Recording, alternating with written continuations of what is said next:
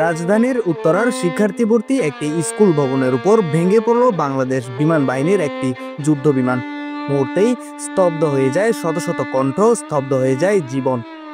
আগুনের লেলিহান শিখার তেজ আর কালো ধোঁয়া ছেয়ে যায় পুরো স্কুল। ২১ জুলাই দিনটি ছিল অন্যান্য দিনের মতোই স্বাভাবিক। দুপুরের দিকে ঢাকার বিমান বাহিনী ঘাঁটি থেকে উড্ডয়ন করে প্রশিক্ষণ বিমানটি। বিধ্বস্ত হয় উত্তরার দিয়াবাড়ি এলাকার মাইলস্টোন স্কুল অ্যান্ড কলেজের ভবনের উপর।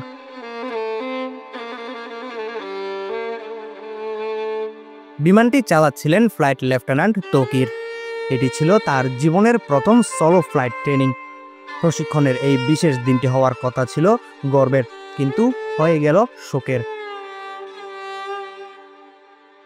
প্রথমে নিহতের সংখ্যা ২ জন বলা হলেও সন্ধ্যার পর সেই সংখ্যা বেড়ে দাঁড়ায় ২৫ জনে। আহত হয়েছেন অন্তত ১৭১ জন। এদের মধ্যে ৭২ জনের অবস্থা আশঙ্কাজনক। বার্ন ইউনিটে চলছে প্রাণপণ লড়াই। যে ক্লাসরুমে সকালেও বাচ্চারা গান গাইছিল, কবিতা পড়ছিল, সেই ক্লাসরুম মুহূর্তেই ছড়িয়ে ছিটিয়ে যায় রক্তে। পুড়ে যায় বই আর খসে পড়ে দেয়াল।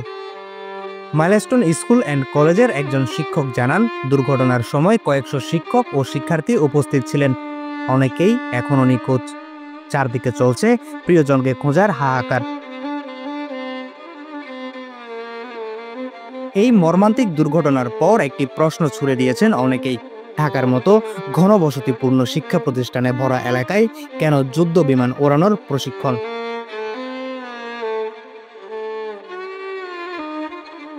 উড্ডয়নের ১ মিনিট ১৮ সেকেন্ডেই কেন বিধ্বস্ত হয় প্রশিক্ষণ বিমানটি?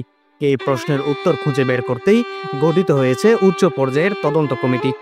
খতিয়ে দেখা হচ্ছে বিমানটির যান্ত্রিক ত্রুটি ছিল কিনা, অথবা প্রশিক্ষণের সময় কোনো নিয়ম লঙ্ঘন হয়েছিল কিনা।